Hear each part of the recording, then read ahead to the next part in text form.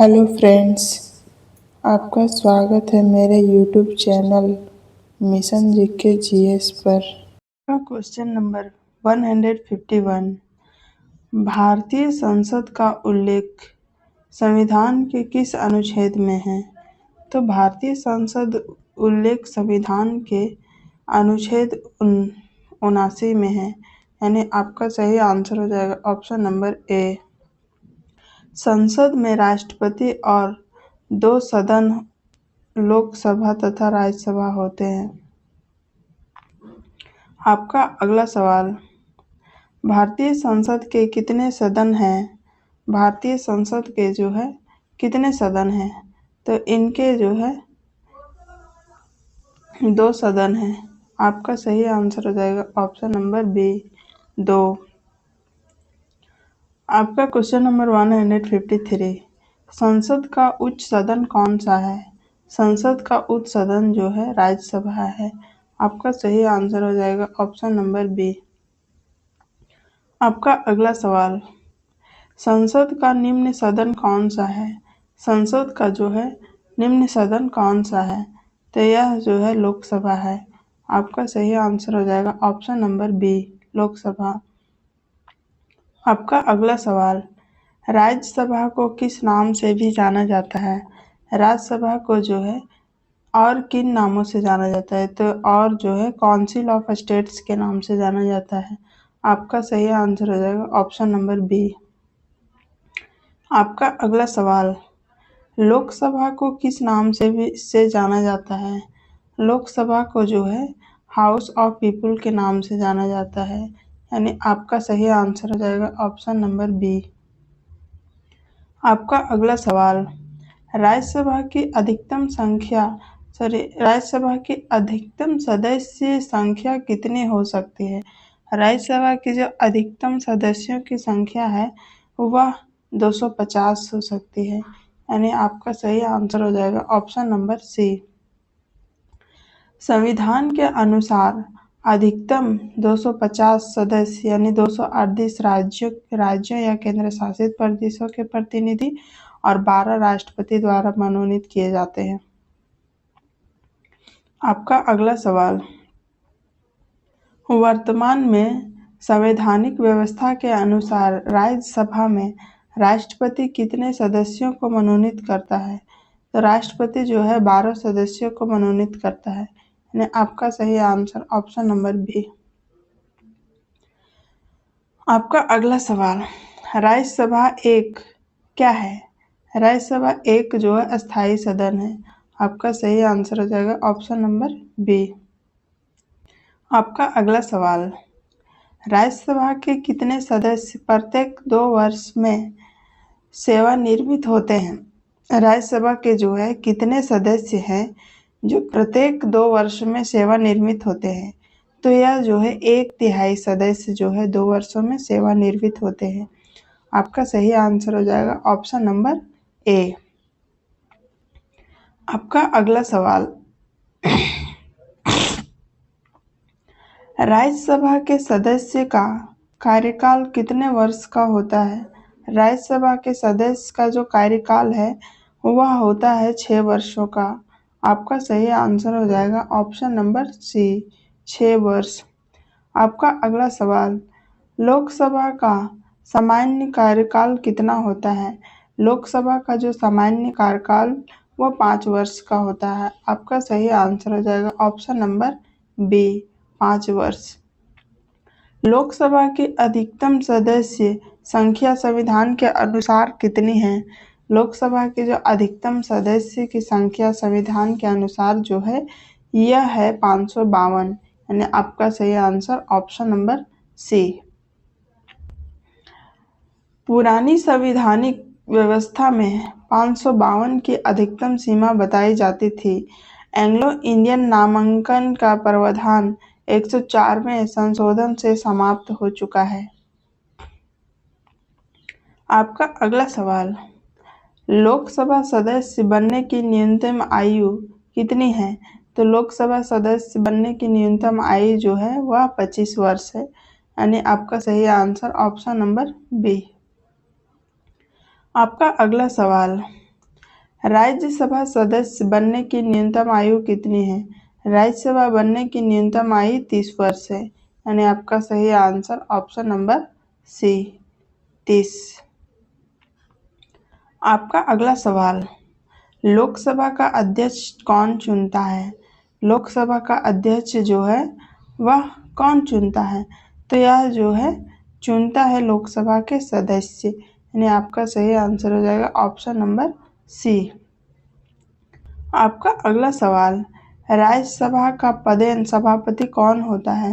राज्यसभा का जो पदेन सभापति है वह होता है उपराष्ट्रपति, यानी आपका सही आंसर हो जाएगा ऑप्शन नंबर सी डिस्ट्रीब्यूशन, यानी उपराष्ट्रपति। आपका अगला सवाल, लोकसभा अध्यक्ष अपना इस्तीफा किसे देता है? लोकसभा जो अध्यक्ष है वो अपना इस्तीफा लोकसभा उपाध्यक्ष को देता है, यानी आपका सही आंसर हो जाएगा ऑप्शन नंबर सी उपाध्यक्ष को। आपका अगला सवाल, राज्यसभा का सभापति अपना इस्तीफा किसे देता है? राज्यसभा का सभापति अपना इस्तीफा जो है वह राष्ट्रपति को देता है, यानी आपका सही आंसर हो जाएगा ऑप्शन नंबर ए राष्ट्रपति। आपका अगला सवाल, संसद के दोनों सदनों की संयुक्त बैठक कौन करता है? यानी संसद के दोनों सदनों की संयुक्त बैठक को जो है कौन बुलाता है? तो यह जो है राष्ट्रपति बुलाता है, आपका सही आंसर हो जाएगा ऑप्शन नंबर बी। आपका अगला सवाल, संसद के संयुक्त बैठक की अध्यक्षता कौन करता है? तो संसद की संयुक्त बैठक की अध्यक्षता जो है लोकसभा अध्यक्ष करता है, आपका सही आंसर हो जाएगा ऑप्शन नंबर सी लोकसभा अध्यक्ष। आपका अगला सवाल, संयुक्त बैठक का प्रावधान किस अनुच्छेद में है? संयुक्त बैठक का जो प्रावधान है वह अनुच्छेद 108 में है, आपका सही आंसर हो जाएगा ऑप्शन नंबर बी 108। आपका अगला सवाल, संयुक्त बैठक किन विधेयकों के मामले में हो सकती है? संयुक्त बैठक जो है वह साधारण विधेयक के मामले में हो सकती है, यानी आपका सही आंसर हो जाएगा ऑप्शन नंबर ए साधारण विधेयक। साधारण धन विधेयक और संविधान संशोधन विधेयक पर संयुक्त बैठक का प्रावधान नहीं है। आपका अगला सवाल, धन विधेयक की परिभाषा किस अनुच्छेद में दी गई है? धन विधेयक की परिभाषा जो है वह अनुच्छेद 110 में दी गई है, यानी आपका सही आंसर हो जाएगा ऑप्शन नंबर बी 110। आपका अगला सवाल, धन विधेयक सबसे पहले कहाँ प्रस्तुत किया जाता है? धन विधेयक जो है सबसे पहले यह जो है लोकसभा में प्रस्तुत की जाती है, आपका सही आंसर हो जाएगा ऑप्शन नंबर बी लोकसभा में। आपका अगला सवाल, धन विधेयक को राज्यसभा कितने दिन के भीतर लोकसभा को लौटाती है? तो यह जो है 14 दिन के भीतर लोकसभा को लौटाती है, आपका सही आंसर हो जाएगा ऑप्शन नंबर बी। आपका अगला सवाल, धन विधेयक है या नहीं इसका अंतिम निर्णय कौन करता है? धन विधेयक जो है या फिर नहीं है इसका अंतिम निर्णय जो है वह लोकसभा अध्यक्ष करता है, आपका सही आंसर हो जाएगा ऑप्शन नंबर सी लोकसभा अध्यक्ष। आपका अगला सवाल, धन विधेयक पेश करने से पहले किसकी सिफारिश आवश्यक है? धन विधेयक पेश करने से पहले जो है यह किसकी सिफारिश आवश्यक है? तो यह जो है राष्ट्रपति की सिफारिश जो है आवश्यक होती है, यानी आपका सही आंसर हो जाएगा ऑप्शन नंबर बी। आपका अगला सवाल, राज्यसभा धन विधेयक को क्या करती है? राज्यसभा जो है धन विधेयक को केवल सिफारिशें दे सकती है, आपका सही answer option number C. Lok Sabha Rajya Sabha की सिफारिशों को स्वीकार या अस्वीकार कर सकती है। आपका अगला सवाल, साधारण विधेयक संसद के किस सदन में प्रस्तुत किया जा सकता है? साधारण विधेयक जो है वह संसद के किस सदन में प्रस्तुत किया जा सकता है? तो यह जो है संसद के किसी भी सदन में प्रस्तुत किया जा सकता है, यानी आपका सही आंसर हो जाएगा ऑप्शन नंबर सी। आपका अगला सवाल, किसी विधेयक को कानून बनाने के लिए अंततः किसकी स्वीकृति आवश्यक होती है? किसी भी विधेयक को जो है कानून बनने के लिए अंततः किसकी स्वीकृति आवश्यकता होती है? तो यह जो है इसमें राष्ट्रपति की स्वीकृति की आवश्यकता होती है, यानी आपका सही आंसर हो जाएगा ऑप्शन नंबर बी, राष्ट्रपति। आपका अगला सवाल, राष्ट्रपति साधारण विधेयक को कितनी बार पुनर्विचार के लिए लौटा सकता है? तो राष्ट्रपति जो है पुनर्विचार के लिए एक बार जो है लौटा सकता है, यानी आपका सही आंसर हो जाएगा ऑप्शन नंबर बी। आपका अगला सवाल, यदि संसद पुनः वही साधारण विधेयक पारित कर दे तो राष्ट्रपति क्या करता है? तो राष्ट्रपति जो है स्वीकृति देने के लिए बाध्य कर देता है, यानी आपका सही आंसर है ऑप्शन नंबर सी। आपका अगला सवाल, संसद का सत्र बुलाने की शक्ति किसके पास है? संसद का जो सत्र बुलाने की शक्ति जो है वह राष्ट्रपति के पास है, यानी आपका सही आंसर हो जाएगा ऑप्शन नंबर बी, राष्ट्रपति।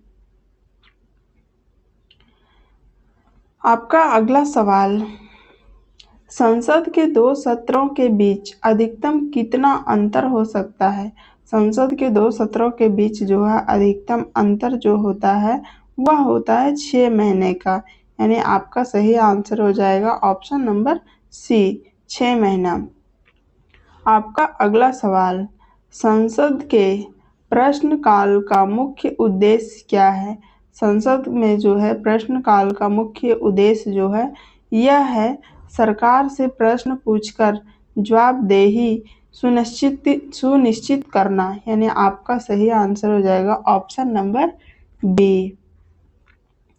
आपका अगला सवाल, शून्यकाल सामान्यतः कब शुरू होता है? शून्यकाल जो है यह प्रश्नकाल के बाद शुरू होता है, यानी आपका सही आंसर हो जाएगा ऑप्शन नंबर ए। आपका अगला सवाल, संसद में आत्मविश्वास प्रस्ताव किसके विरुद्ध लाया जाता है? संसद में जो है अविश्वास प्रस्ताव किसके विरुद्ध लाया जाता है? तो यह जो है मंत्रिपरिषद के विरुद्ध लाया जा सकता है, यानी आपका सही आंसर हो जाएगा ऑप्शन नंबर ए, मंत्रिपरिषद। आपका अगला सवाल, मंत्रिपरिषद सामूहिक रूप से किसके प्रति उत्तरदायी है? मंत्रिपरिषद जो है सामूहिक रूप से यह जो है लोकसभा के प्रति उत्तरदायी है, यानी आपका सही आंसर हो जाएगा ऑप्शन नंबर बी, लोकसभा। आपका अगला सवाल, बजट को संविधान में किस नाम से जाना जाता है? बजट को जो है संविधान में किस नाम से जाना जाता है? तो यह जो है वार्षिक वित्तीय विवरण के नाम से जाना जाता है, यानी आपका सही आंसर हो जाएगा ऑप्शन नंबर बी। आपका अगला सवाल, वार्षिक वित्तीय विवरण किस अनुच्छेद में है? वार्षिक वित्तीय विवरण जो है यह किस अनुच्छेद में है? तो यह जो है अनुच्छेद 112 में है, यानी आपका सही आंसर हो जाएगा ऑप्शन नंबर सी, 112। आपका अगला सवाल, भारत का केंद्रीय बजट संसद में कौन प्रस्तुत करता है? भारत का जो केंद्रीय बजट है वह संसद में कौन प्रस्तुत करता है? तो यह जो है केंद्रीय वित्त मंत्री करता है, आपका सही आंसर हो जाएगा ऑप्शन नंबर सी। आपका अगला सवाल, बजट संसद में प्रस्तुत करने से पहले किसकी सिफारिश आवश्यक होती है? बजट संसद में प्रस्तुत करने से जो पहले है उसमें किसकी सिफारिश आवश्यक होती है? तो यह जो है राष्ट्रपति की सिफारिश जो है आवश्यक होती है, यानी आपका सही आंसर हो जाएगा ऑप्शन नंबर बी, राष्ट्रपति। आपका अगला सवाल, भारत की संचित निधि किस अनुच्छेद में वर्णित है? भारत की जो संचित निधि है वह किस अनुच्छेद में वर्णित है? तो यह जो है अनुच्छेद 266 में वर्णित है। आपका सही आंसर हो जाएगा ऑप्शन नंबर ए। आपका अगला सवाल, भारत की आकस्मिकता निधि किस अनुच्छेद में है? भारत की जो आकस्मिकता निधि जो है वह अनुच्छेद 267 में है, यानी आपका सही आंसर हो जाएगा ऑप्शन नंबर बी, 267। आपका अगला सवाल, संसद में विनियोग विधेयक का मुख्य उद्देश्य क्या है? संसद में विनियोग विधेयक का मुख्य उद्देश्य जो है वह है संचित निधि से धन निकालने की अनुमति देना। आपका सही आंसर हो जाएगा ऑप्शन नंबर बी। आपका अगला सवाल, वित्त विधेयक मुख्यतः किससे संबंधित है?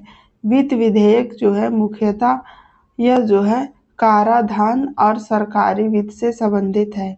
आपका सही आंसर ऑप्शन नंबर बी। आपका अगला सवाल, संसद की लोक लेखा समिति यानी पब्लिक अकाउंट्स कमेटी मुख्यतः किसकी रिपोर्टों की जांच करता है? तो यह जो है नियंत्रक एवं महालेखा परीक्षक रिपोर्टों की जांच करता है, यानी आपका सही आंसर हो जाएगा ऑप्शन नंबर बी, सीएजी। आपका अगला सवाल, संसद की प्राक्कलन समिति में कितने सदस्य होते हैं? संसद की प्राक्कलन समिति में जो है वह 30 सदस्य होते हैं।